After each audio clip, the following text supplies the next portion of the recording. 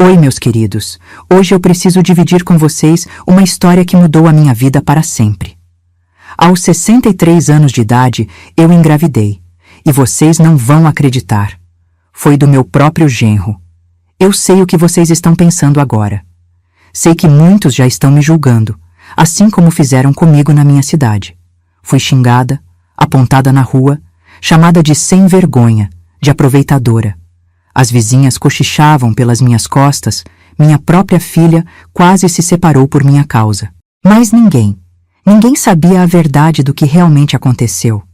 E hoje, depois de tanto sofrimento, depois de tanto julgamento, eu vou contar tudo para vocês. Cada detalhe dessa história que quase me custou a vida. Vocês arriscariam a própria vida para salvar a sua família? Mesmo sendo chamado de tudo quanto é nome? Mesmo perdendo amigos, sendo rejeitado pela comunidade? Porque foi isso que eu fiz. E no final desse vídeo, vocês vão entender por que eu tomei a decisão mais difícil da minha vida. Então fica comigo até o final, porque essa história vai mexer com o coração de vocês. E talvez vocês entendam que nem sempre as coisas são o que parecem. Deixa eu me apresentar direito para vocês. Meu nome é Maria das Graças, tenho 63 anos e moro aqui no interior de Itapetininga, no estado de São Paulo. Sou uma mulher simples, trabalhadora, que sempre viveu uma vida honesta e dedicada à minha família. Nunca imaginei que um dia estaria aqui contando uma história como essa. Eu sempre fui uma pessoa reservada, daquelas que gosta de cuidar da casa, da família, sem meter o nariz na vida dos outros. Frequento a igreja todo domingo, conheço todo mundo na cidade há mais de 40 anos. Sou viúva há 15 anos. Perdi meu marido muito cedo, e desde então, dediquei minha vida inteira à minha filha única, a Carla. A Carla sempre foi o centro da minha vida. Quando ela nasceu, eu tinha apenas 20 anos, e desde pequenininha ela era minha companheira, minha razão de viver. Uma menina doce, estudiosa, que sempre me deu muito orgulho. Ela cresceu, se formou professora e aos 28 anos conheceu o Rafael, um rapaz bom, trabalhador, engenheiro civil. Eles se apaixonaram perdidamente e eu fiquei muito feliz quando eles decidiram se casar. O casamento deles foi lindo, pequeno, mas cheio de amor. Eu estava radiante vendo minha filha tão feliz. O Rafael sempre me tratou com muito carinho e respeito, como se eu fosse a mãe dele também. Eles moravam numa casinha simples, mas aconchegante, a 2 quadras da minha. Todo dia, a Carla passava aqui em casa para tomar um café comigo, conversar, me contar como tinha sido o dia dela na escola onde dava aula. No começo do casamento, eles estavam completamente apaixonados, planejando o futuro, sonhando com os filhos que queriam ter. A Carla sempre me dizia: "Mãe, eu quero pelo menos 3 filhos. Quero que a senhora seja uma vovó muito coruja." E eu já ficava imaginando, já estava ansiosa para ser avó, para encher essa casa de netos correndo para cá e para lá. Passaram-se 2 anos de casamento e nada da Carla engravidar. No início, eles não se preocuparam muito. Falavam que era normal, que tinha que deixar acontecer naturalmente. Mas eu, como mãe, já começava a perceber uma ansiedade diferente na minha filha. Ela começou a ficar mais quieta, mais pensativa. Às vezes, eu a pegava olhando para o nada, com um olhar triste que me partia o coração. Foi quando eles decidiram procurar ajuda médica. Primeiro foi o ginecologista da Carla, que pediu alguns exames básicos. Depois vieram mais médicos, mais exames, mais consultas. Eu acompanhava minha filha em todas as consultas, via o desespero crescendo no olhar dela a cada resultado que chegava. Os médicos falavam sobre ovulação, hormônios, tubas uterinas, uma série de termos que eu não entendia direito, mas que soavam como sentença para a minha filha. O Rafael também fez todos os exames necessários. Coitado, eu via como ele também estava sofrendo, tentando ser forte para a Carla, mas por dentro estava se despedaçando, igual a ela. Eles gastaram todas as economias que tinham em consultas, exames, tratamentos. Venderam o carro, pegaram dinheiro emprestado com os parentes, fizeram de tudo para conseguir realizar o sonho de ter um filho. Foram anos e anos tentando. A Carla fez 3 tentativas de fertilização in vitro. Cada uma custou uma fortuna. Dinheiro que eles não tinham, mas que conseguiram juntando com muito sacrifício. E em todas as 3 vezes, o resultado foi o mesmo. Negativo. Eu nunca vou esquecer do dia da 3ª tentativa. A Carla chegou aqui em casa chorando desesperadamente, se jogou no meu colo como quando era pequena e disse: "Mãe, eu não aguento mais. Acho que Deus não quer que eu seja mãe." Aquilo me destruiu por dentro. Ver minha filha sofrendo daquele jeito, sentindo-se incompleta, fracassada, era pior do que qualquer dor física que eu já tivesse sentido. Eu tentava consolá-la. Falava que Deus tinha outros planos para ela, que existiam outras formas de ser mãe, como a adoção. Mas ela estava inconsolável. O casamento dela com o Rafael também começou a sofrer. Eles brigavam por qualquer bobagem, estavam estressados, cansados de tanto sofrimento. O Rafael chegou ao ponto de falar que talvez fosse melhor eles desistirem, que estavam se destruindo por causa disso. Mas a Carla não conseguia aceitar. Ela tinha uma obsessão por ter um filho biológico, carregava uma culpa terrível por não conseguir dar um neto para mim e um filho para o marido. Muitas noites ela dormiu aqui em casa, chorando, desabafando, falando que se sentia uma mulher incompleta. Eu sofria junto com ela. Acordava de madrugada pensando na minha filha, pedindo a Deus para encontrar uma solução, para aliviar a dor dela. Como mãe, eu faria qualquer coisa para ver minha filha feliz novamente. Qualquer coisa mesmo. Se pudesse tomar toda a dor dela para mim, eu tomaria sem pensar 2 vezes. Foram 5 anos nessa luta. 5 anos vendo minha filha definhar, perdendo a alegria de viver, se isolando dos amigos que estavam tendo filhos. Ela parou de ir às festas de aniversário das crianças, parou de visitar as amigas que tinham bebês. Era doloroso demais para ela. O Rafael também estava esgotado, mas continuava sendo um marido maravilhoso, tentando apoiar a Carla em tudo. Eu via minha filha perdendo as esperanças, falando em desistir do casamento, achando que o Rafael merecia uma mulher que pudesse dar filhos para ele. Por mais que ele dissesse que a amava independente disso, ela não conseguia se perdoar. Era um ciclo de culpa e tristeza que estava destruindo a vida de todos nós. Foi nessa época que eles começaram a pesquisar sobre outras alternativas. Falaram sobre adoção, mas a lista de espera era enorme. Falaram sobre barriga de aluguel, mas era caro demais e eles já tinham gasto tudo o que tinham. Eu via que eles estavam no limite, que não aguentavam mais sofrer. E foi então, numa tarde de domingo, que eles chegaram aqui em casa com uma expressão que eu nunca tinha visto antes. Uma mistura de esperança e medo, de desespero e determinação. A Carla segurou na minha mão e disse: "Mãe, a gente precisa conversar com a senhora sobre uma coisa muito importante." O Rafael estava nervoso, passando a mão no cabelo, olhando para o chão. Eu não imaginava o pedido que eles iam me fazer. Naquele domingo à tarde, eu estava na cozinha preparando um bolo de fubá quando ouvi a porta da frente se abrir. Era a Carla e o Rafael, que sempre tinham as chaves de casa. Mas havia algo diferente no jeito que eles entraram. Não vieram direto para a cozinha como sempre faziam. Não gritaram, "Oi, mãe", como de costume. Fiquei com um aperto no peito, aquela sensação de mãe que sente quando algo não está certo. Eles se sentaram na sala e ficaram me esperando em silêncio. Quando terminei de colocar o bolo no forno e fui encontrá-los, a Carla estava sentada na beirada do sofá, com as mãos entrelaçadas, nervosa. O Rafael estava em pé, andando de um lado para o outro, passando a mão no cabelo como fazia sempre que estava ansioso. O clima estava pesado, tenso. "Mãe, senta aqui do meu lado", disse a Carla, batendo no sofá. "A gente precisa conversar com a senhora sobre uma coisa muito importante." A voz dela estava tremendo, e eu já senti meu coração disparar. Pensei em 1000 coisas. Será que eles iam se separar? Será que alguém estava doente? Será que tinham perdido o emprego? Sentei ao lado da minha filha e segurei a mão dela, que estava gelada e suando. "O que foi, minha filha? Podem falar, seja o que for." O Rafael parou de andar e se sentou na poltrona da frente, olhando diretamente para mim. Ele respirou fundo antes de começar a falar. "Dona Maria, A senhora sabe como nós temos sofrido com essa questão de não conseguir ter filhos. Já tentamos tudo, gastamos tudo o que tínhamos e não tínhamos.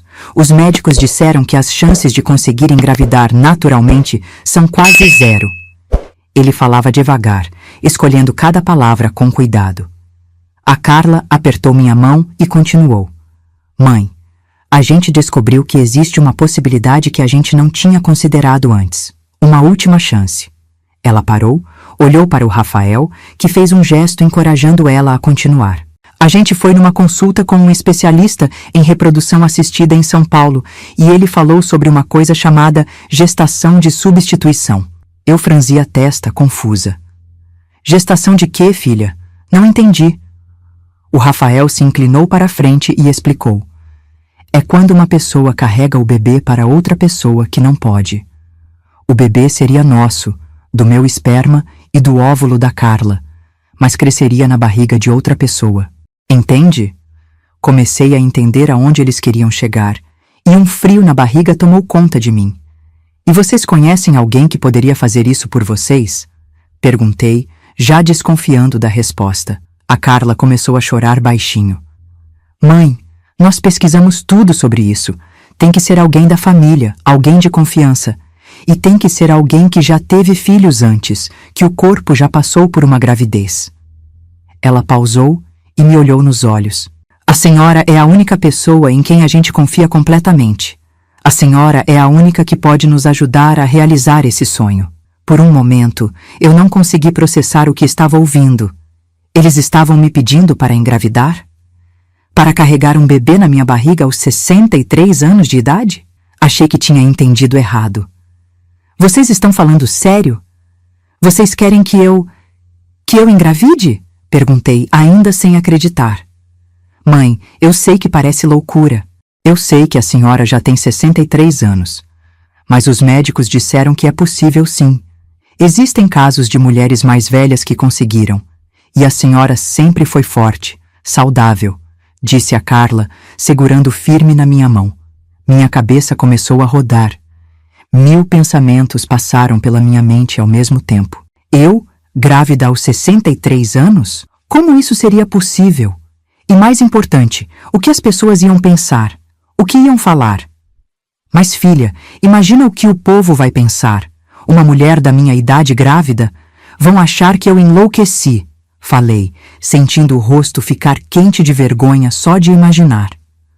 O Rafael se aproximou mais. Dona Maria, a gente sabe que não é fácil. A gente sabe que é um sacrifício enorme. Mas a senhora é nossa única esperança. Sem isso, nós nunca vamos conseguir ter um filho biológico. A Carla estava chorando mais forte agora. Mãe, eu não aguento mais viver sem um filho. Eu me sinto vazia, incompleta. Toda vez que eu vejo uma criança na rua, meu coração se despedaça.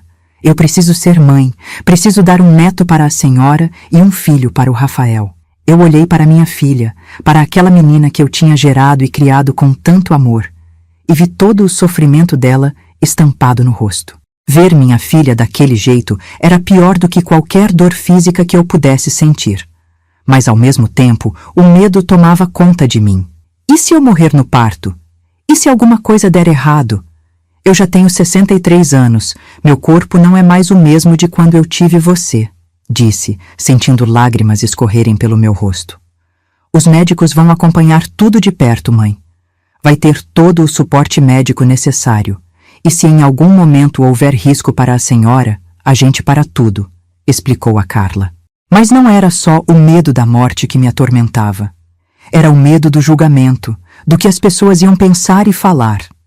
Eu sempre fui uma mulher respeitada na cidade, sempre mantive minha reputação limpa. Como eu ia explicar para os vizinhos, para o pessoal da igreja, para toda a cidade que eu estava grávida aos 63 anos? E como vocês vão explicar para as pessoas?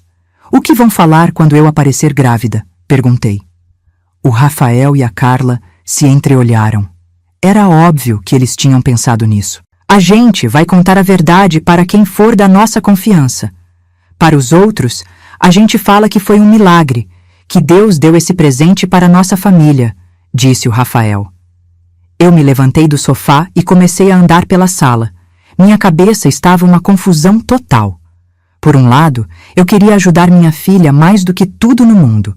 Eu faria qualquer coisa para vê-la feliz novamente. Por outro lado, o medo era gigantesco. Medo de morrer, medo do julgamento, medo de não conseguir aguentar uma gravidez na minha idade. Eu preciso de tempo para pensar. Isso não é uma decisão que se toma de uma hora para outra, falei, sentindo que precisava de ar. A Carla se levantou e me abraçou forte. Claro, mãe. A gente entende perfeitamente. Só queríamos que a senhora soubesse que essa possibilidade existe. Não queremos pressionar a senhora de jeito nenhum. Mas eu sabia que eles estavam desesperados. Eu via no olhar dos dois a última fagulha de esperança que eles tinham. Se eu dissesse não, talvez essa esperança se apagasse para sempre. Naquela noite, depois que eles foram embora, eu não consegui pregar o olho. Fiquei a noite inteira pensando, repassando a conversa na minha cabeça. Será que eu teria coragem? Será que meu corpo aguentaria? E as pessoas, o que iam pensar quando me vissem grávida? Passei dias atormentada com essa decisão. Ia para a igreja pedir orientação a Deus, mas nem lá encontrava paz. Os vizinhos notaram que eu estava diferente, mais quieta, mais pensativa. A dona Conceição, minha vizinha de décadas, chegou a perguntar se eu estava doente. Eu pensava na minha filha, no sofrimento dela, no casamento que estava se desfazendo por causa da dificuldade de ter filhos. Pensava no Rafael, que era como um filho para mim e que também estava sofrendo calado. Eles mereciam ser felizes, mereciam realizar o sonho de ter uma família. Mas também pensava em mim, nos riscos que eu correria, na minha idade avançada, nas complicações que poderiam surgir. E pensava no que as pessoas iam falar, nos cochichos, nos julgamentos que eu teria que enfrentar. Foram 2 semanas de agonia, de noites sem dormir, de orações desesperadas pedindo um sinal de Deus. Eu sabia que a decisão que eu tomasse mudaria nossas vidas para sempre. Se eu aceitasse, poderia morrer. Se eu recusasse, ia acabar com o sonho da minha filha. Depois de 2 semanas de tormento, de noites em claro, de orações desesperadas, eu finalmente tomei a decisão mais difícil da minha vida. Foi numa manhã de quinta-feira, eu estava na cozinha tomando meu café da manhã quando olhei para a foto da Carla pequena na geladeira. Naquela foto, ela tinha uns 5 anos. Estava sorrindo, com aquele sorriso inocente de criança feliz. E eu me lembrei de todas as vezes que prometi para ela que faria qualquer coisa para vê-la feliz. Naquele momento, eu soube que não podia abandonar minha filha. Não depois de tudo que ela tinha passado, não depois de ver ela definhar daquele jeito por 5 anos. Se Deus tinha colocado essa possibilidade na nossa frente, talvez fosse porque Ele queria que eu fizesse isso por ela. Liguei para a Carla ainda cedo, antes dela ir trabalhar. Filha, pode vir aqui em casa hoje à noite? Com o Rafael. Eu preciso conversar com vocês. A voz dela ficou tensa na hora. Mãe, a senhora já decidiu? Eu respondi. Hoje à noite, filha. Hoje à noite vocês vão saber. O dia passou devagar. Eu limpei a casa inteira, arrumei tudo, fiz um jantar especial. Era como se eu estivesse me preparando para um evento importante, porque de certa forma era. Aquela conversa ia mudar nossas vidas para sempre. Quando eles chegaram, às 7 da noite, eu vi a ansiedade estampada no rosto dos dois. A Carla estava pálida, o Rafael não parava de passar a mão no cabelo. Eles se sentaram na sala e ficaram me olhando, esperando. Eu respirei fundo e falei, eu decidi aceitar, vou fazer isso por vocês. O que aconteceu depois, eu nunca vou esquecer. A Carla começou a chorar, mas dessa vez eram lágrimas de alívio, de felicidade. Ela se levantou do sofá e correu para me abraçar. Me apertou tão forte que eu quase não conseguia respirar. Obrigada, mãe. Obrigada. A senhora é a melhor mãe do mundo. Ela repetia entre soluços. O Rafael ficou emocionado também. Ele se aproximou e me deu um abraço carinhoso, daqueles abraços de filho. Dona Maria, eu não tenho palavras para agradecer. A senhora está salvando nossa família. Eu vi lágrimas nos olhos dele também, e isso me tocou profundamente. Mas mesmo com toda a emoção do momento, eu fiz questão de deixar claro quais eram minhas condições. Vocês vão me acompanhar em todas as consultas médicas. Qualquer problema, Qualquer risco para minha saúde, a gente para tudo imediatamente. E ninguém pode saber da verdade além de nós três. Pelo menos no começo. Eles concordaram com tudo. A Carla segurou minha mão e disse: Mãe, a gente vai cuidar da senhora como um bebê. Vai ter o melhor acompanhamento médico, a melhor alimentação, tudo do bom e do melhor. O Rafael completou: E se precisar de qualquer coisa, a qualquer hora do dia ou da noite, é só chamar que a gente vem correndo. Na semana seguinte começou toda a preparação médica. O Rafael tinha pesquisado e encontrado uma clínica especializada em reprodução assistida em São Paulo. Era longe de Itapetininga, mas era considerada uma das melhores do Brasil. Nós marcamos a primeira consulta para a segunda-feira seguinte. Eu nunca vou esquecer daquele dia. Acordei de madrugada, nervosa, com um frio na barriga terrível. A Carla e o Rafael vieram me buscar às 5 da manhã para pegarmos a estrada cedo. Durante as 3 horas de viagem até São Paulo, a gente quase não conversou. Cada um estava perdido nos próprios pensamentos. A clínica era um lugar impressionante, todo moderno, com equipamentos que eu nunca tinha visto na vida. O Dr. Henrique, que ia acompanhar todo o processo, era um homem de uns 50 anos, muito sério e profissional. Ele me examinou dos pés à cabeça, pediu uma bateria de exames que eu nem sabia que existiam. Dona Maria, vou ser franco com a senhora, ele disse, depois de ver todos os resultados. Uma gestação aos 63 anos tem riscos altíssimos, riscos de hipertensão, diabetes gestacional, problemas cardíacos e principalmente riscos no parto. Mas seus exames mostram que a senhora está em boa forma física para a idade. Ele explicou todo o procedimento. Primeiro, eu teria que tomar hormônios para preparar meu útero. Depois, eles iam coletar os óvulos da Carla e o esperma do Rafael, fazer a fertilização em laboratório e implantar o embrião em mim. Ouvindo tudo aquilo, eu me sentia como se estivesse num filme de ficção científica. Durante um mês inteiro, eu tomei injeções de hormônio todos os dias. A Carla vinha aplicar em mim de manhã, antes de ir trabalhar. Eram hormônios que faziam meu corpo voltar a funcionar como se eu fosse uma mulher jovem novamente. Tive enjoos, dores de cabeça, mudanças de humor. Era como se eu estivesse passando pela adolescência de novo, só que aos 63 anos. O dia da implantação foi em uma quarta-feira, dia 15 de março. Eu me lembro de cada detalhe. Acordei mais cedo ainda que o normal, tomei banho, me arrumei e fui para São Paulo com a Carla e o Rafael. Na clínica, eles me prepararam para o procedimento. Era algo relativamente simples, disseram, como se fosse um exame ginecológico normal. O Dr. Henrique me explicou.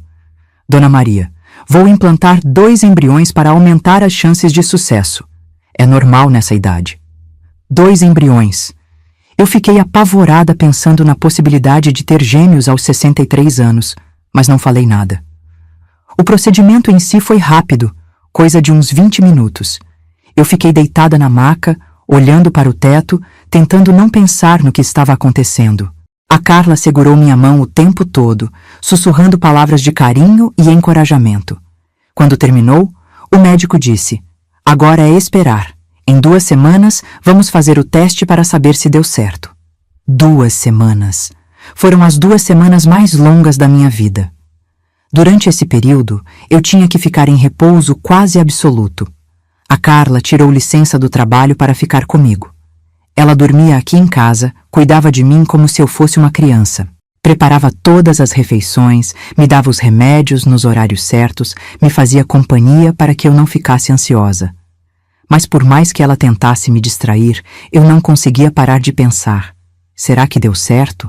Será que aos 63 anos meu corpo ainda consegue gerar uma vida? E se não der certo?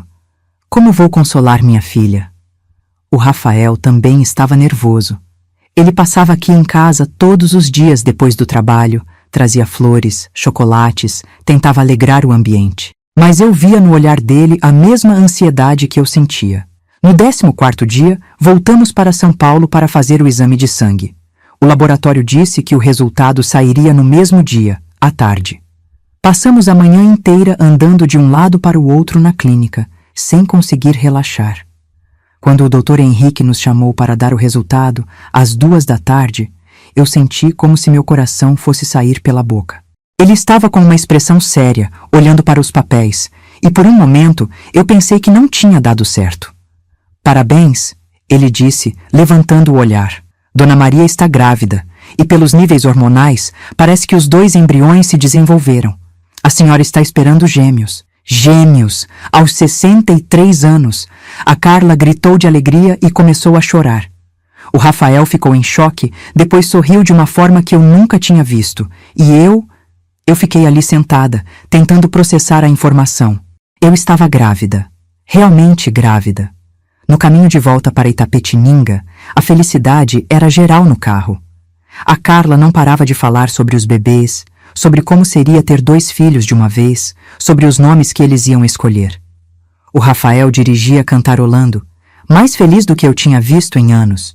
Mas conforme a gente se aproximava da nossa cidade, eu comecei a ficar apreensiva. Como vamos explicar isso para as pessoas? Uma mulher de 63 anos grávida não passa despercebido numa cidade pequena. Logo, todo mundo ia saber, ia comentar, ia questionar.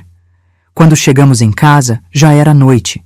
Nós 3 nos sentamos na sala e eu falei: agora que deu certo, a gente precisa decidir como vai explicar isso para as pessoas, porque não vai demorar muito para começar a aparecer. Foi então que a Carla sugeriu: a gente pode falar que foi um milagre, que Deus deu esse presente para a nossa família na sua idade avançada.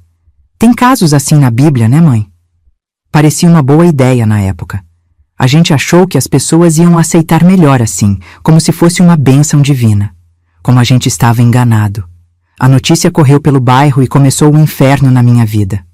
No começo, a gente conseguiu esconder a gravidez por uns 2 meses. Eu usava roupas mais largas, evitava sair muito de casa e quando saía, sempre com uma blusa ou casaco que disfarçasse a barriga. Mas numa cidade pequena como Itapetininga, é impossível esconder alguma coisa por muito tempo. Todo mundo se conhece, todo mundo repara em tudo. Foi a Dona Conceição, minha vizinha há mais de 20 anos, quem primeiro desconfiou. Ela sempre foi muito observadora, daquelas pessoas que ficam na janela vendo quem passa na rua. Um dia ela me viu no quintal, estendendo roupa, e notou que eu estava diferente. Maria, você está mais gordinha, né? Deve ser a idade mesmo, ela comentou por cima do muro. Eu tentei disfarçar, falei que estava comendo demais, que era ansiedade. Mas ela não era boba. Depois disso, começou a reparar mais em mim. Me via chegando das consultas médicas em São Paulo com a Carla e o Rafael. Me via enjoando de manhã quando ia buscar o leite. Via que eu estava sempre cansada, sempre com cara de quem não estava bem. Um dia, quando eu estava com 4 meses de gravidez, não consegui mais esconder. A barriga já estava aparecendo mesmo com as roupas largas. Eu estava na padaria comprando pão, quando a Dona Conceição me encontrou. Ela olhou para mim de cima a baixo e disse bem alto, para todo mundo ouvir: Meu Deus do céu, Maria, você está grávida? Todo mundo na padaria parou para olhar. O padeiro, as outras clientes, até as crianças que estavam comprando doce. Eu senti meu rosto ficar vermelho de vergonha, quis que a terra me engolisse. Estou sim, falei baixinho, tentando sair dali o mais rápido possível, mas ela não ia deixar passar batido. Grávida aos 63 anos? Mas como é que pode? Isso é milagre ou o quê? A voz dela estava tão alta que tenho certeza que ouviram até do outro lado da rua. Eu tentei explicar como a gente tinha combinado. Foi uma bênção de Deus. Um milagre mesmo. Mas pelo jeito que ela me olhou, eu vi que ela não acreditou nem por um segundo. A notícia se espalhou pela cidade como fogo em palha seca. Em 2 horas, todo mundo já sabia que a Maria das Graças estava grávida aos 63 anos. E claro que as pessoas não iam aceitar uma explicação simples como milagre de Deus. Todo mundo queria saber quem era o pai. Foi quando começaram as especulações maldosas. Eu não sei quem foi o primeiro a espalhar, mas de repente todo mundo estava comentando que eu tinha me envolvido com o Rafael, que eu tinha traído minha própria filha com o genro, que tinha sido uma coisa sórdida, nojenta, uma velha se aproveitando de um homem jovem. A primeira vez que eu ouvi essa fofoca foi na farmácia. Eu estava comprando meus remédios pré-natais quando ouvi 2 mulheres conversando atrás de mim. Uma delas falou: Soube da história da Maria das Graças? Ela se meteu com o genro e engravidou. Que vergonha! Uma mulher daquela idade fazendo uma coisa dessas. A outra respondeu: eu sempre achei ela muito grudada naquele rapaz. Sempre vi ela tratando ele de um jeito estranho. Agora a gente sabe por quê. Eu estava ali, parada, ouvindo elas falarem de mim como se eu fosse um monstro. Minhas pernas tremeram, senti uma tontura terrível. A farmacêutica percebeu que eu estava passando mal e me ofereceu um copo d'água. Não liga para essas fofoqueiras, Dona Maria, ela sussurrou. Mas o estrago já estava feito. A partir desse dia, minha vida virou um inferno. Toda vez que eu saía na rua, sentia os olhares, os cochichos, as pessoas apontando para mim. Na igreja, que sempre foi meu refúgio, as outras senhoras me olhavam com nojo, como se eu fosse uma pecadora. Algumas até mudavam de lugar quando eu chegava perto. O pior era quando eu encontrava com conhecidos na rua. Pessoas que me cumprimentavam há décadas, de repente fingiam que não me viam. Ou então, me olhavam com uma cara de desprezo que me partia o coração. Uma vez, a dona Sebastiana, que era minha amiga há mais de 15 anos, atravessou a rua quando me viu chegando, só para não ter que falar comigo. Mas o que mais me doía era o que estavam fazendo com a Carla. Minha filha começou a chegar em casa chorando quase todos os dias. Na escola onde ela dava aula, as outras professoras cochichavam sobre ela. Coitada da Carla, diziam, descobrir que a mãe está tendo um caso com o marido dela. As crianças também ouviam os comentários dos pais em casa e acabavam perguntando para ela se era verdade que a avó estava grávida do papai. O casamento da Carla com o Rafael começou a rachar. Por mais que ele soubesse a verdade, por mais que ele tentasse não ligar, era impossível não se afetar com tanta maldade. Ele chegava do trabalho irritado porque os colegas ficavam fazendo piadinhas. E aí, Rafael, como é que está a sogra grávida? Perguntavam, dando risadinhas maldosas. Uma noite, eu ouvi eles brigando no quarto. A Carla estava chorando e gritando. Eu não aguento mais, Rafael. Todo mundo acha que você me traiu com a minha própria mãe. Como a gente vai continuar vivendo nessa cidade depois disso? O Rafael tentava acalmá-la. Carla, você sabe que não é verdade. A gente sabe a verdade. Isso é o que importa. Mas ela estava desesperada. Não importa nada. As pessoas não sabem a verdade. Elas acham que você teve uma relação com a minha mãe. Como você acha que eu me sinto toda vez que saio na rua? Foram meses de humilhação. Eu parei de frequentar a igreja porque não aguentava mais os olhares de julgamento. Parei de ir ao centro da cidade, só saía quando era extremamente necessário. Fazia as compras de madrugada no mercadinho do seu João, que abria cedo e onde eu sabia que não ia encontrar as fofoqueiras. O Rafael começou a trabalhar mais horas extras, chegava cada vez mais tarde em casa. Eu percebia que ele estava fugindo das situações constrangedoras, evitando encontrar com conhecidos. A Carla também estava se isolando, parou de sair com as amigas, parou de participar das atividades da escola. Uma tarde, eu estava no quintal quando ouvi a dona Conceição conversando com outra vizinha no portão. Elas não sabiam que eu estava ouvindo. Aquela Maria sempre foi uma sem vergonha, dizia a Conceição. Você viu o jeito que ela olhava para o genro? Sempre soube que ia dar nisso. A outra vizinha respondeu. E pensar que a gente achava que ela era uma senhora respeitável. Depois dos 60 fazendo uma coisa dessas. Que exemplo está dando para a filha? Eu corri para dentro de casa e chorei como não chorava há anos. Será que eu tinha tomado a decisão errada? Será que tinha valido a pena aceitar passar por tudo isso? Eu olhava para minha barriga crescendo e me perguntava se aquelas crianças iam nascer numa família destruída, marcadas pelo escândalo antes mesmo de chegarem ao mundo. A situação ficou tão insustentável que a Carla chegou a sugerir que eles se mudassem para outra cidade. Mãe, a gente não pode mais viver aqui. Está todo mundo contra nós. O Rafael está pensando em pedir transferência para uma obra em Campinas. Eu me senti culpada, responsável pela desgraça da minha filha.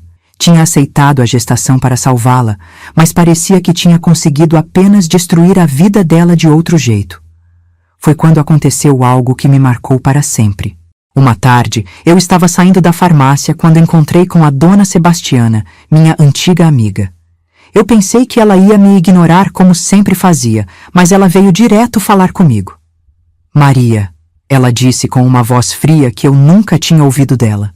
Eu quero que você saiba que estou muito decepcionada com você. Nunca imaginei que você fosse capaz de uma coisa dessas. Trair sua própria filha com o genro. Que nojo! Aquilo foi como um soco no estômago. Sebastiana, você me conhece há 15 anos. Você realmente acha que eu seria capaz de fazer uma coisa dessas? Ela me olhou com desprezo. Eu achava que te conhecia, mas depois do que você fez, eu não sei mais quem você é. E foi embora, me deixando ali na calçada, grávida de 6 meses, sendo julgada e condenada sem direito à defesa. Naquela noite, eu não consegui dormir. Ficava pensando em tudo o que tinha acontecido, em todo o sofrimento que minha decisão tinha causado. Será que ia valer a pena? Será que no final tudo ia se resolver? E ainda tinha o risco da minha saúde. Como se não bastasse todo o sofrimento das fofocas e da humilhação social, meu corpo começou a dar sinais de que não estava aguentando essa gravidez. O Dr. Henrique já tinha me avisado que seria uma gestação de altíssimo risco por causa da minha idade. Mas na teoria é uma coisa, na prática é completamente diferente. Quando entrei no 6º mês de gravidez, as complicações começaram a aparecer. A primeira foi a pressão alta. Eu sempre tive pressão normal, nunca tomei um remédio para isso na vida. De repente, comecei a ter dores de cabeça terríveis que não passavam com nada. Minha vista ficava embaçada, eu sentia o coração disparar por qualquer coisa. A Carla estava monitorando minha pressão todos os dias com um aparelhinho que a gente comprou. Era sempre ela ou o Rafael que mediam, porque eu tinha medo de olhar o resultado. Um dia, a pressão estava 18/12. A Carla ficou desesperada e me levou correndo para o hospital de Itapetininga. O médico de plantão, o Dr. Marcos, me examinou e falou: Dona Maria, a senhora está com pré-eclâmpsia. É uma complicação grave da gravidez que pode ser fatal tanto para a mãe quanto para os bebês. Quando ele falou fatal, eu senti um frio na espinha. Era a primeira vez que alguém fala claramente sobre a possibilidade de eu morrer. Ele me internou por 3 dias para controlar a pressão. Foram 3 dias de angústia, deitada numa cama de hospital, tomando medicação na veia, ouvindo os batimentos cardíacos dos bebês no monitor. O barulhinho do coração deles era o que me mantinha calma. Pelo menos eles estavam vivos, pelo menos estavam lutando junto comigo. Durante a internação, eu comecei a ter uma crise de consciência terrível. Será que eu tinha o direito de arriscar a vida daqueles bebês por causa da minha decisão? E se eu morresse e levasse eles junto? A Carla ficaria sem mãe e sem filhos, seria uma tragédia completa. Uma noite, sozinha no hospital, eu comecei a escrever uma carta para a Carla. Não foi a primeira vez. Desde o início da gravidez, eu sempre tinha medo de morrer e deixar ela sozinha. Então, escrevia cartinhas para ela explicando meus sentimentos, meu amor, pedindo perdão se alguma coisa desse errado. Minha filha querida, eu escrevi naquela noite no hospital. Se você está lendo essa carta, é porque alguma coisa deu errado comigo. Quero que você saiba que eu não me arrependo da decisão que tomei. Fiz tudo por amor, para ver você feliz, para realizar seu sonho de ser mãe. Se eu morrer, não quero que você se sinta culpada nem por um segundo. Você é a luz da minha vida. E ter a chance de gerar seus filhos foi o maior presente que Deus me deu. Escrevi várias cartas como essa durante a gravidez. Sempre que eu passava mal, sempre que tinha algum susto, eu voltava a escrever.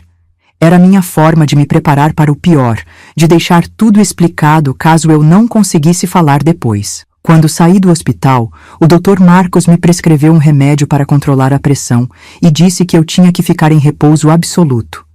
Dona Maria, a partir de agora a senhora só pode se levantar para ir ao banheiro e para comer. Qualquer esforço pode ser perigoso. Repouso absoluto aos 6 meses de gravidez, numa cidade pequena onde todo mundo estava falando mal de mim, foi uma tortura mental. Eu ficava o dia inteiro deitada, pensando nas fofocas, no sofrimento da Carla, nos riscos que eu estava correndo. A ansiedade era tanta que às vezes eu tinha ataques de pânico. Uma semana depois de sair do hospital, tive o primeiro desmaio. Eu estava no banheiro quando senti uma tontura terrível, tudo escureceu na minha frente e caí no chão. A Carla, que estava na cozinha, ouviu o barulho e veio correndo. Me encontrou desmaiada no chão do banheiro, com um galo na cabeça onde tinha batido na quina da pia. Ela ficou desesperada, chorou mais que eu. Mãe, eu não posso perder a senhora. Eu preciso da senhora. O Rafael chegou em casa nesse momento e me ajudou a levantar.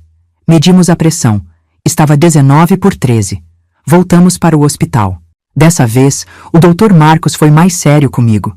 Dona Maria, vou ser franco. Uma gravidez gemelar aos 63 anos é um risco que eu nunca vi na minha carreira médica. A senhora está desafiando a natureza. Se quiser desistir agora, ainda é possível interromper a gestação e salvar sua vida. Aquilo foi como um balde de água fria. Interromper a gestação? Depois de tudo que a gente tinha passado? Depois de todo o sofrimento da Carla? Doutor, os bebês estão bem? Perguntei. Estão se desenvolvendo normalmente, mas isso pode mudar a qualquer momento. A pressão alta da senhora pode prejudicar a circulação sanguínea para eles. Eu olhei para a Carla e vi o desespero no olhar dela. Ela segurou minha mão e sussurrou. Mãe, se for muito perigoso, a gente para. Eu não quero perder a senhora por causa disso. Mas eu já tinha tomado minha decisão. Doutor, eu vou continuar. Vou lutar até o final. Essas crianças merecem uma chance de viver. A partir do 7º mês, as complicações se intensificaram. Além da pressão alta, desenvolvi diabetes gestacional. Meu corpo simplesmente não conseguia mais processar o açúcar direito. Tive que começar a tomar insulina, fazer uma dieta rigorosa, medir a glicose no sangue várias vezes por dia. Era um controle médico constante. Todo dia a Carla media minha pressão, minha glicose, meu peso. Todo o movimento dos bebês era anotado. Qualquer coisa fora do normal, corríamos para o hospital. Foram pelo menos 10 idas ao pronto-socorro durante a gravidez. O que mais me assustava eram os inchaços. Minhas pernas ficaram tão inchadas que eu não conseguia mais calçar sapato. Meu rosto ficou irreconhecível, todo inchado. A Carla chorava quando me olhava. Mãe, a senhora está sofrendo demais por nossa causa. Mas o pior eram as crises de falta de ar. Aconteciam principalmente à noite. Eu acordava sufocando, como se alguém estivesse apertando meu peito. O coração disparava.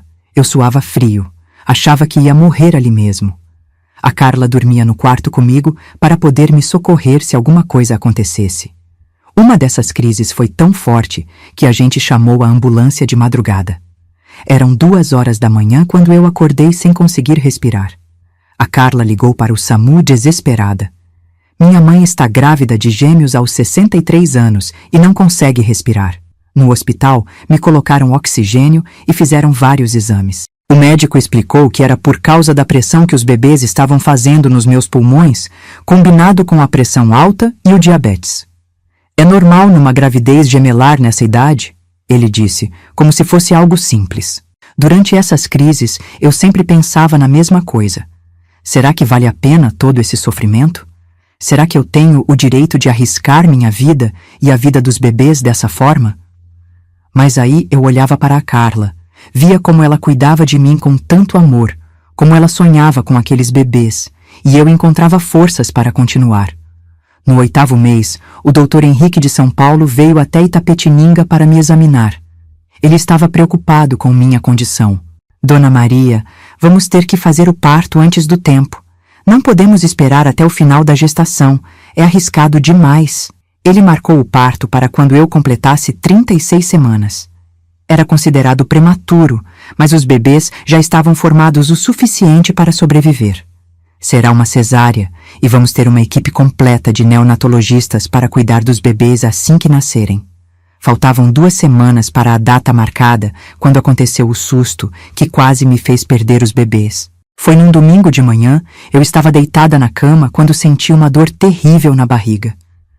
Não era contração, era uma dor diferente, como se algo estivesse se rasgando por dentro. Chamei a Carla, que veio correndo. Quando ela levantou o lençol, viu sangue. Muito sangue. Ela gritou de desespero. Mãe, está sangrando! Está sangrando muito! O Rafael ligou para a ambulância enquanto a Carla tentava me acalmar, mas eu via o terror no olhar dela. Eu também estava apavorada. Era muito sangue, mais do que deveria ser normal. Durante o trajeto para o hospital, eu segurava a mão da Carla e repetia: se alguma coisa acontecer comigo, cuida dos bebês. Promete que vai cuidar deles. Chegando no hospital, me levaram direto para o centro cirúrgico. Os médicos falaram que podia ser descolamento de placenta, uma complicação grave que poderia matar tanto eu quanto os bebês. Foi nesse momento que eu realmente achei que ia morrer. Mas um dia, eu achei que ia perder o bebê. Aquele domingo de manhã começou como qualquer outro.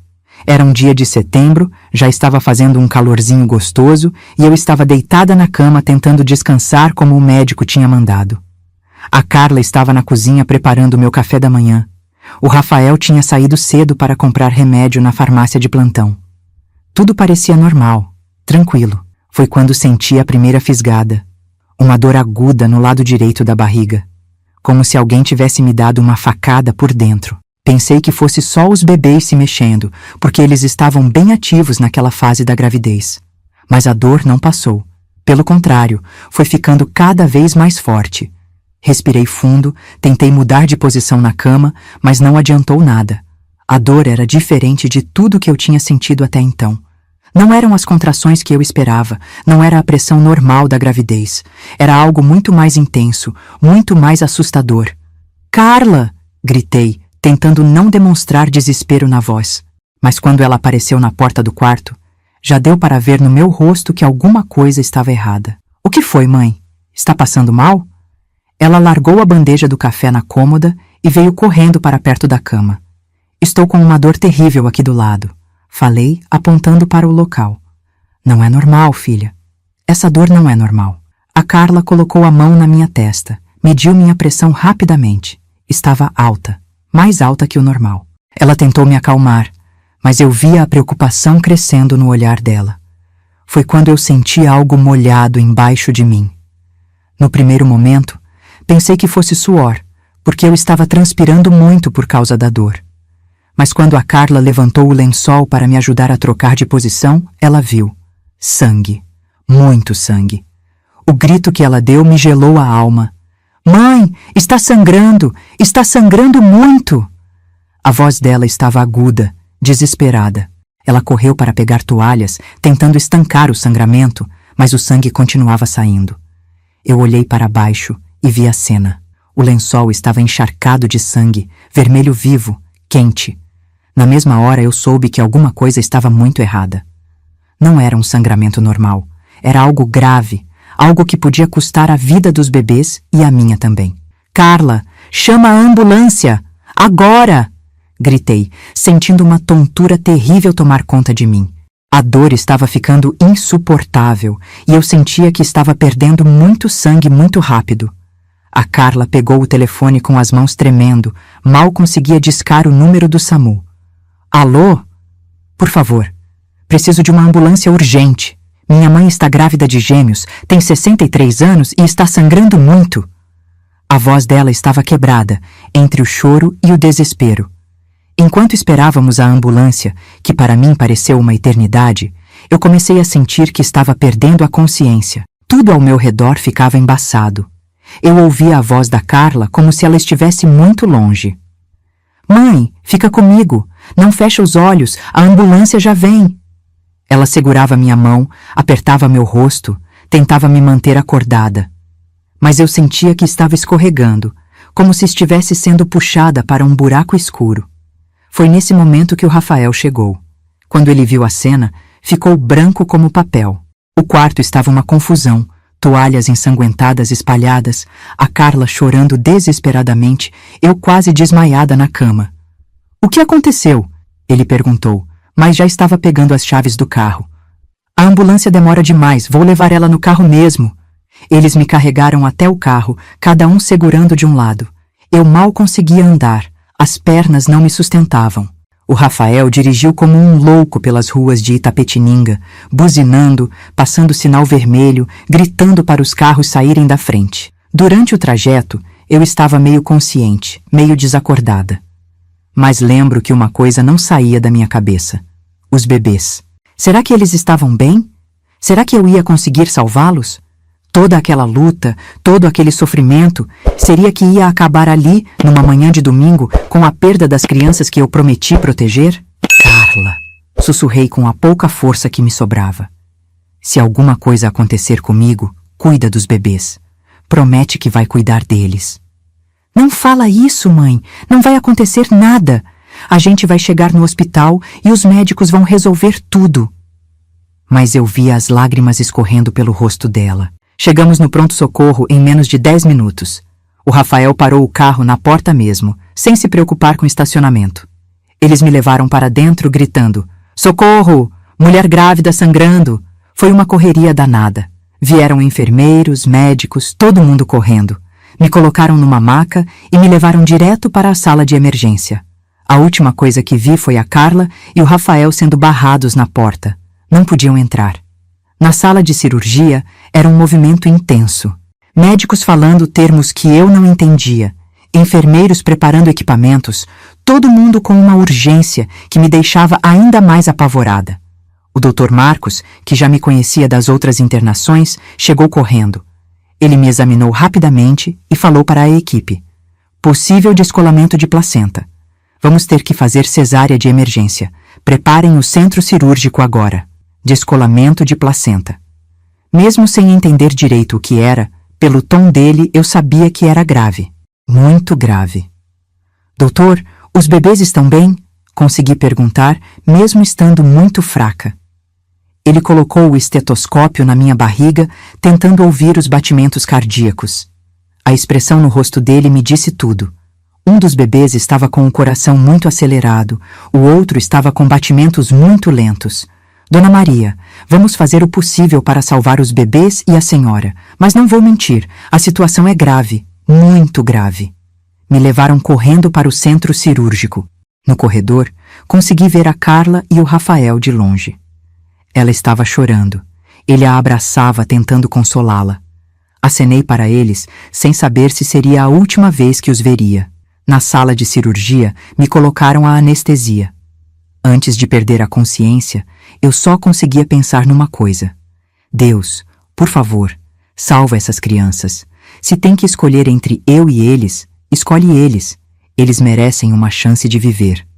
O que aconteceu durante a cirurgia, eu só soube depois. O Dr. Marcos me contou que foi uma das cirurgias mais complicadas da carreira dele. O descolamento da placenta tinha sido parcial, mas estava sangrando muito. Um dos bebês estava em sofrimento fetal, o outro tinha o cordão umbilical enrolado no pescoço. A cirurgia durou 4 horas. 4 horas que foram uma eternidade para a Carla e o Rafael.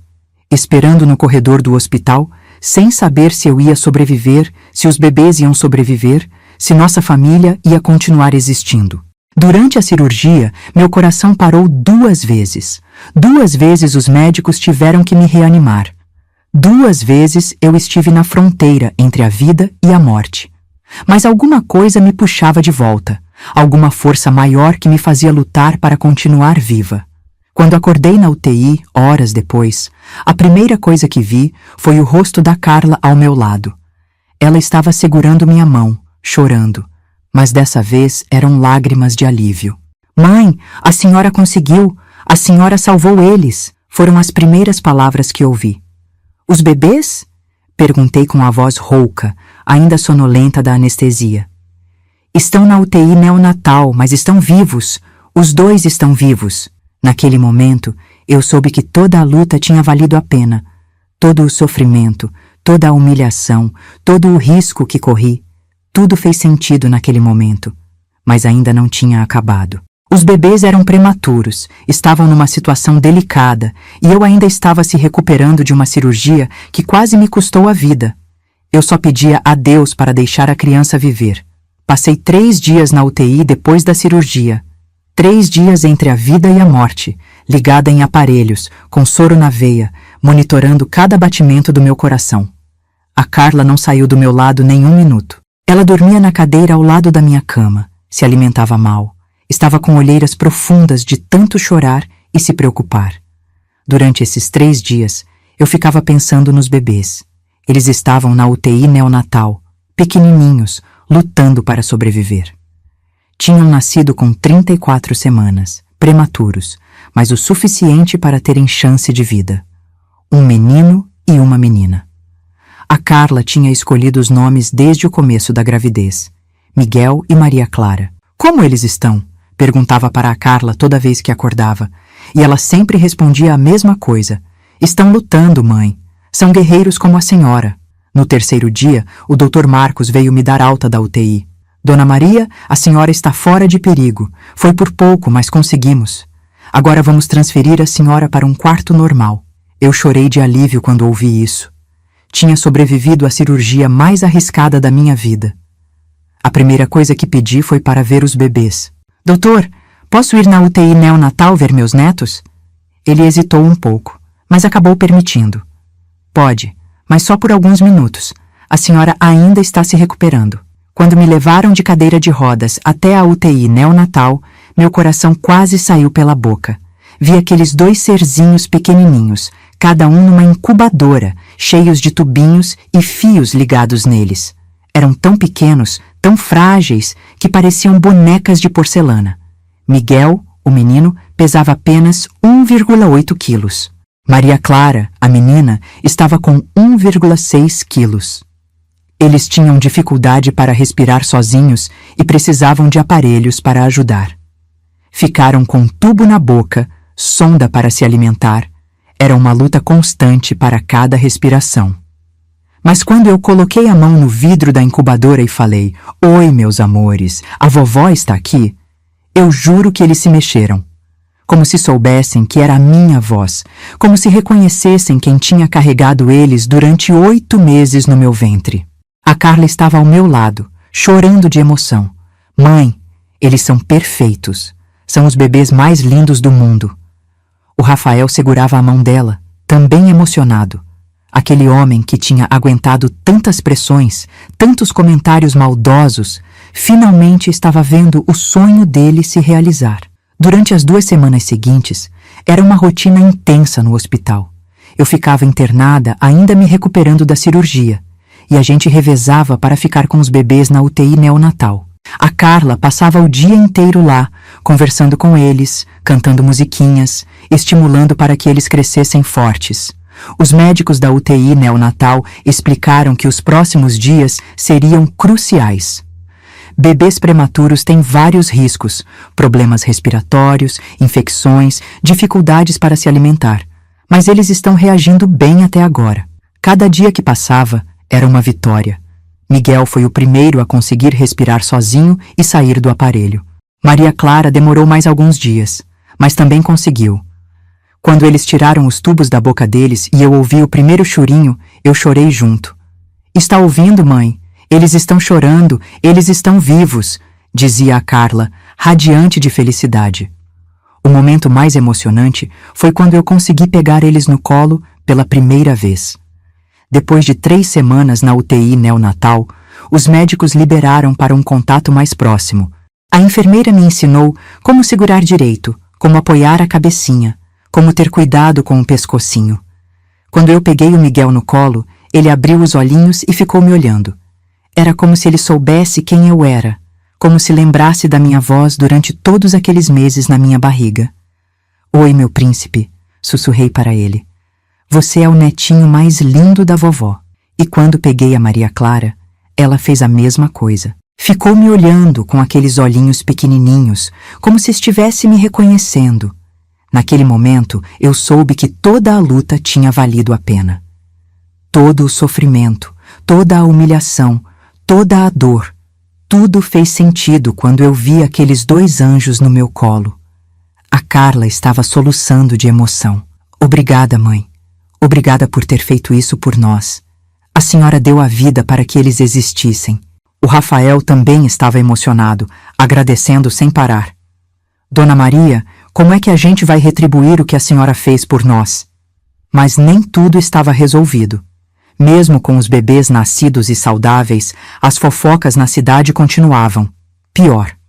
Agora que as crianças tinham nascido, as pessoas estavam mais curiosas ainda para saber a verdade. Enquanto eu estava no hospital, a Carla me contava as novidades da cidade. Mãe, o pessoal não para de perguntar sobre os bebês. Querem saber de quem eles puxaram, se parecem com a senhora ou com o Rafael. A situação estava ficando insustentável. Uma tarde, a dona Conceição teve a cara de pau de aparecer no hospital para fazer uma visita. Mas eu sabia que ela tinha vindo, era para fofocando, para ver os bebês e confirmar as teorias malucas dela.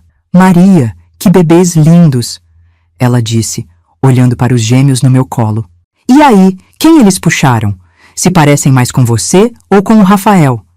A pergunta dela era carregada de malícia, eu percebi na hora. Eu respondi seco. Eles puxaram a família, são bebês abençoados por Deus.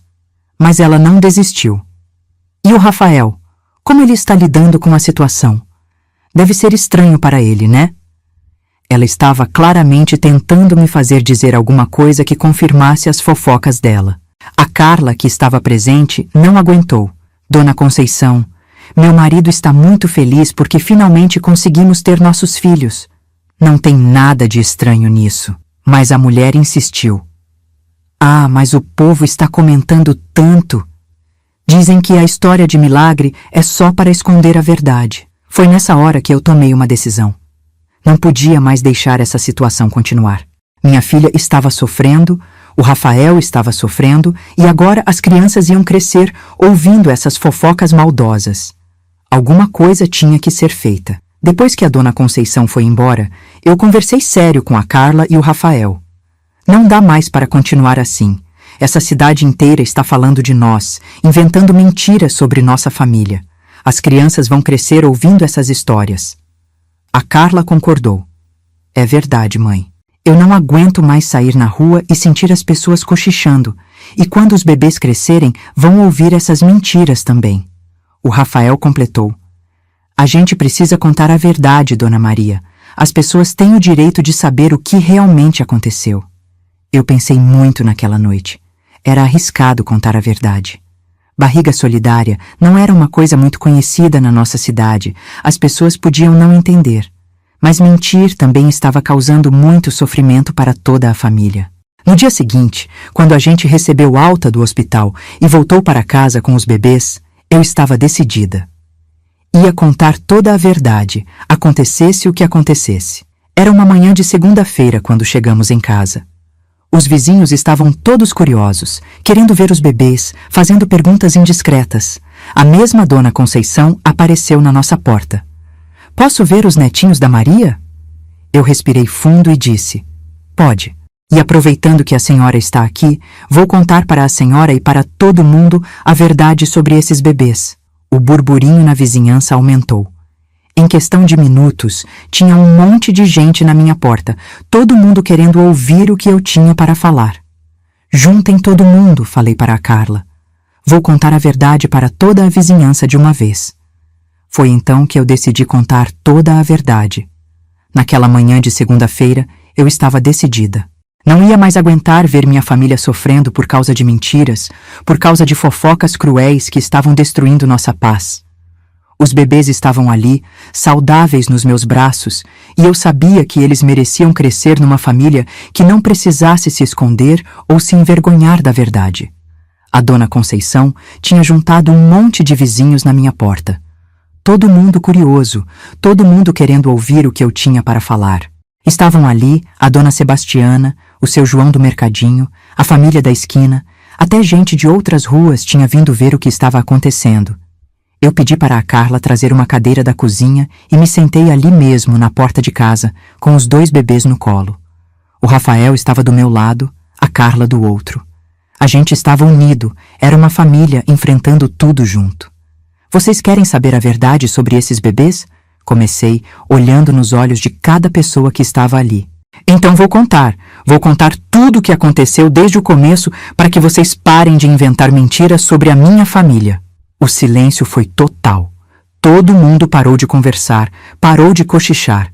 Era como se a rua inteira tivesse prendido a respiração. Primeiro, eu quero que vocês entendam uma coisa, continuei, com a voz firme. Eu nunca, em momento algum, tive qualquer tipo de relacionamento com o Rafael além de ser sogra dele. Nunca houve traição, nunca houve caso, nunca houve nada do que vocês estão pensando. Ouvi uns murmúrios de dúvida na multidão. A dona Conceição fez uma cara de quem não estava acreditando. Então, como é que explica a senhora estar grávida aos 63 anos? Respirei fundo e comecei a explicar. Há 5 anos, a Carla e o Rafael descobriram que não conseguiam ter filhos. Eles tentaram de tudo. Médicos, tratamentos, fertilização in vitro, gastaram todas as economias, se endividaram, sofreram muito. A Carla segurou minha mão, dando força para eu continuar. Depois de 5 anos tentando, eles descobriram uma possibilidade que se chama gestação de substituição. É quando uma pessoa carrega o bebê para outra pessoa que não pode. O bebê não é de quem carrega, é feito com o óvulo e o esperma dos verdadeiros pais. Vi as pessoas se entreolhando, confusas. Era óbvio que muitas não conheciam esse termo. Vocês entenderam? Perguntei. Esses bebês aqui são filhos da Carla e do Rafael. O óvulo é da Carla, o esperma é do Rafael. Eles foram criados em laboratório e colocados no meu útero. Eu só carreguei eles durante a gravidez. A dona Sebastiana falou. Mas isso é possível? Uma mulher da sua idade engravidar assim? É possível sim. É um procedimento médico, com acompanhamento especializado. Eu fiz todos os exames, tomei hormônios para preparar meu corpo, tive seguimento médico rigoroso durante toda a gravidez. O seu João do mercadinho perguntou. E por que a senhora aceitou fazer uma coisa dessas? Não tinha medo? Foi aí que eu senti meus olhos se encherem de lágrimas. Vocês viram o sofrimento da minha filha durante esses 5 anos? Viram ela chorando porque não conseguia engravidar? Viram ela perdendo a vontade de viver porque se sentia incompleta? Algumas pessoas baixaram os olhos. Elas tinham visto sim. Tinham visto a Carla definhar, se isolar, sofrer. Eu sou mãe, continuei. E uma mãe faz qualquer coisa para ver o filho feliz. Quando eles me pediram para carregar esses bebês, eu sabia que era arriscado. Sabia que podia morrer, sabia que as pessoas iam falar mal, sabia que ia ser difícil. A voz me falhou um pouco, mas continuei. Mas eu também sabia que era a única chance da minha filha realizar o sonho dela de ser mãe. Como eu podia negar isso para ela? A dona Conceição ainda estava desconfiada. Mas por que vocês não contaram a verdade desde o começo? A Carla respondeu por mim. Porque a gente tinha medo de como as pessoas iam reagir. Gestação de substituição não é uma coisa muito conhecida aqui na nossa cidade. A gente achou que seria mais fácil falar que foi um milagre. E foi um milagre, completei. Não um milagre de Deus me fazendo engravidar naturalmente aos 63 anos, mas o milagre da medicina permitindo que eu ajudasse minha filha a ter os filhos que ela tanto queria. O Rafael se pronunciou pela primeira vez. Vocês não imaginam o que a gente passou esses meses, ouvindo comentários maldosos, vendo as pessoas nos olharem com nojo, sendo julgados por uma coisa que não era verdade. A gente quase se separou por causa das fofocas de vocês, disse a Carla com a voz embargada. Meu casamento quase acabou porque as pessoas inventaram uma história que não existia. Eu olhei para a multidão de vizinhos e falei o que estava no meu coração. Vocês sabem quantas vezes eu pensei em desistir? Quantas vezes eu quis parar a gravidez porque não aguentava mais ser julgada, ser chamada de sem vergonha, ser apontada na rua? Mas eu não desisti, continuei, levantando um pouco a voz. Não desisti porque esses bebês aqui merecem existir, porque minha filha merece ser feliz, porque o amor verdadeiro é maior que qualquer fofoca, qualquer preconceito. Levantei os 2 bebês um pouco para que todo mundo pudesse ver. Olhem para esses anjos, eles são frutos do amor, do desespero de pais que queriam ter filhos, da coragem de uma avó que arriscou a própria vida para ajudar. Minha voz ficou firme e emocionada. O que vocês chamaram de pecado era, na verdade, amor puro. Amor de mãe, amor de filha, amor de família. Vi lágrimas nos olhos de algumas pessoas. A dona Sebastiana estava chorando baixinho. Até a dona Conceição parecia emocionada. Agora vocês sabem a verdade, falei. Esses bebês são netos meus, mas também são filhos meus. Eu gerei eles com amor, carreguei eles com amor, quase morri por eles. E não me arrependo de nada. A dona Sebastiana se aproximou com lágrimas nos olhos. Maria, me perdoa. Me perdoa por ter duvidado de você, por ter falado mal, por ter virado as costas para nossa amizade. Ela me abraçou, chorando. Você é uma heroína. Fez uma coisa que eu nunca teria coragem de fazer. Outras pessoas começaram a se aproximar também. O seu João disse: Dona Maria, a senhora é uma mulher muito corajosa. E nós fomos muito injustos, mas a dona Conceição ainda estava resistindo. Tudo bem, mas vocês podiam ter explicado isso desde o começo. Evitava toda essa confusão. Podíamos, concordei. Mas vocês também podiam ter perguntado ao invés de ficar inventando mentiras. Podiam ter conversado conosco ao invés de sair espalhando fofocas pela cidade. A Carla completou. E mesmo que fosse verdade o que vocês estavam falando, mesmo que tivesse acontecido alguma coisa entre minha mãe e meu marido, isso daria direito a vocês de nos humilhar dessa forma? De quase destruir nossa família? Houve um silêncio pesado. As pessoas estavam refletindo sobre o que tinham feito, sobre como tinham tratado nossa família. Agora vou pedir uma coisa para vocês, disse, olhando para cada pessoa. Vão embora daqui e contem a verdade para todo mundo que ouviu as mentiras. Digam que não houve traição, que não houve caso, que foi uma decisão médica tomada por amor. E principalmente, continuei, deixem minha família em paz. Esses bebês merecem crescer num ambiente de amor, não de fofoca e julgamento. Uma por uma, as pessoas foram se despedindo e pedindo desculpas. Algumas ainda estavam emocionadas, outras constrangidas pelo que tinham feito. A dona Sebastiana foi a última a ir embora, depois de pedir perdão várias vezes e prometer que ia ajudar a espalhar a verdade. Quando ficamos só nós três em casa, com os bebês dormindo nos nossos braços, eu senti um alívio enorme. Finalmente, a verdade tinha sido dita. Finalmente, nossa família podia viver em paz. Acabou, mãe, disse a Carla, me abraçando. Acabou toda essa mentira. Agora, eles vão poder crescer sabendo a verdade sobre como chegaram ao mundo, completou o Rafael. E eu, olhando para aqueles dois bebês perfeitos, soube que tudo tinha valido a pena. Hoje, enquanto eu conto essa história para vocês, os gêmeos estão aqui do meu lado, brincando no chão da sala. Miguel e Maria Clara já estão com 2 anos e 3 meses e são as crianças mais saudáveis e felizes que vocês podem imaginar. Quando eu olho para eles, ainda não acredito que saíram da minha barriga. Parece um sonho, um milagre que Deus permitiu que acontecesse na minha vida. O Miguel é igualzinho ao pai, o Rafael. Tem o mesmo jeito teimoso, os mesmos olhos espertos, a mesma mania de querer mexer em tudo. A Maria Clara puxou mais a mãe, é mais calma, mais observadora, mas quando quer alguma coisa, faz aquela carinha de pidona que é impossível resistir. Para eles, eu sou a vovó. Para a Carla e o Rafael, eu sou a mãe deles. Mas eu me sinto as duas coisas ao mesmo tempo. Sou a vovó que carregou os netos no ventre. Sou a mãe que quase morreu para vê-los nascer.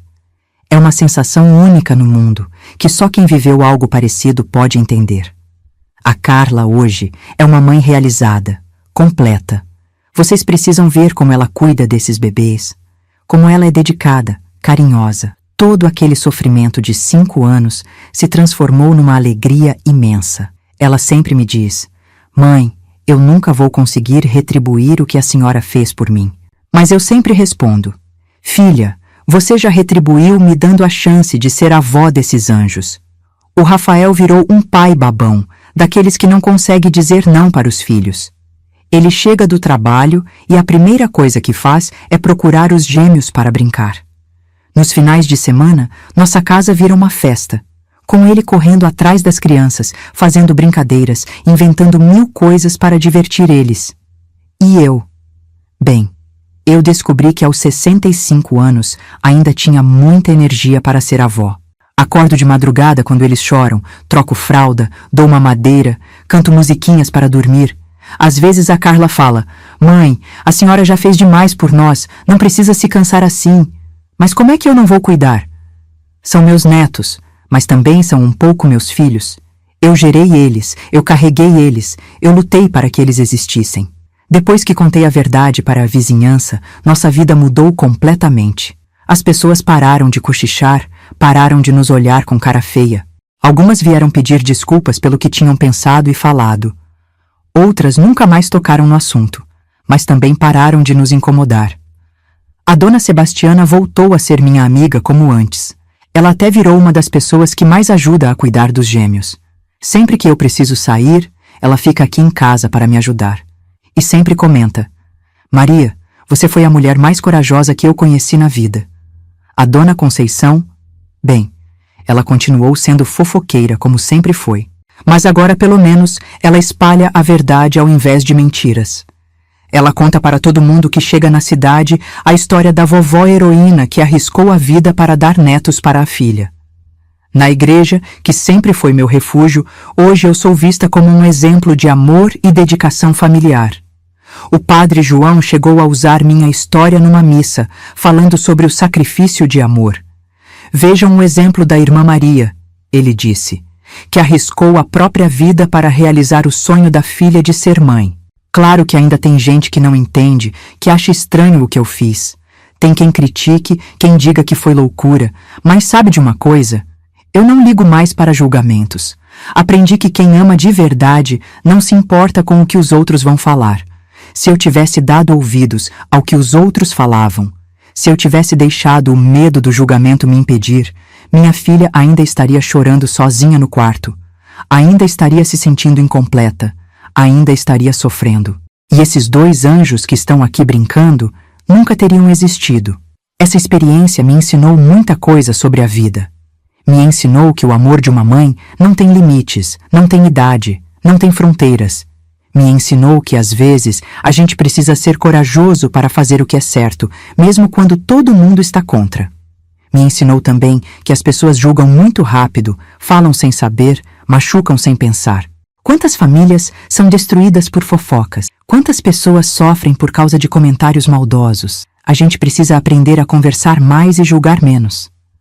Hoje, quando eu vejo outros casos de mulheres que não conseguem engravidar, eu sempre conto minha história.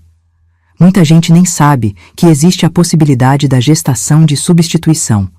E quando a família tem alguém disposto a ajudar, pode ser uma chance de realizar o sonho da maternidade. Já recebi mensagens de mulheres de todo o Brasil que passaram pela mesma situação. Algumas me procuraram para saber como foi o processo, outras para agradecer por ter contado minha história. Uma moça de São Paulo me escreveu dizendo que a mãe dela aceitou ser barriga solidária depois de ouvir minha história, e hoje ela também tem gêmeos saudáveis. Isso me deixa muito feliz, saber que minha experiência pode ajudar outras famílias a realizarem seus sonhos. Claro que não foi fácil. Foram meses de sofrimento, de medo, de risco real de morte. Tem momentos que eu ainda me pergunto como consegui aguentar tudo aquilo. Mas quando eu olho para esses 2 sorrisos, quando vejo a felicidade da Carla, quando vejo o Rafael brincando com os filhos, eu sei que valeu cada segundo de dor. A vida me deu a chance de gerar amor 2 vezes. Primeiro quando gerei a Carla, há mais de 30 anos. E depois quando gerei Miguel e Maria Clara, aos 63 anos. 2 experiências completamente diferentes, mas as 2 cheias de amor, de esperança, de milagres. Hoje eu sei que fiz a escolha certa. Hoje eu sei que o amor verdadeiro é mais forte que qualquer obstáculo, qualquer preconceito, qualquer julgamento. E vocês? Vocês fariam o mesmo? Arriscaria tudo por alguém que amam? Enfrentariam o julgamento do mundo inteiro para ver a felicidade de um filho? Eu espero que vocês nunca precisem passar por uma situação como a minha. Mas se precisarem, eu espero que vocês tenham a mesma coragem que eu tive. Porque no final, o que importa não é o que os outros pensam. O que importa é o amor que a gente tem na família. Minha história prova que não existe idade para amar. Não existe limite para o sacrifício de uma mãe.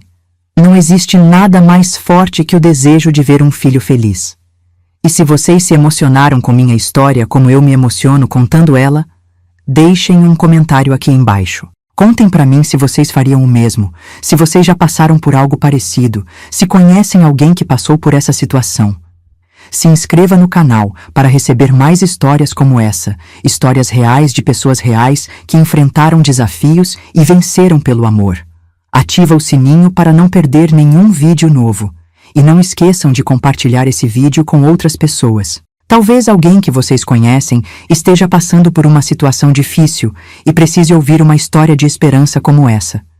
Obrigada por terem ficado comigo até aqui, por terem me ouvido com carinho, por fazerem parte da minha família virtual. Até o próximo vídeo e que Deus abençoe todas as famílias de vocês. Um beijo da vovó que virou mãe aos 63 anos.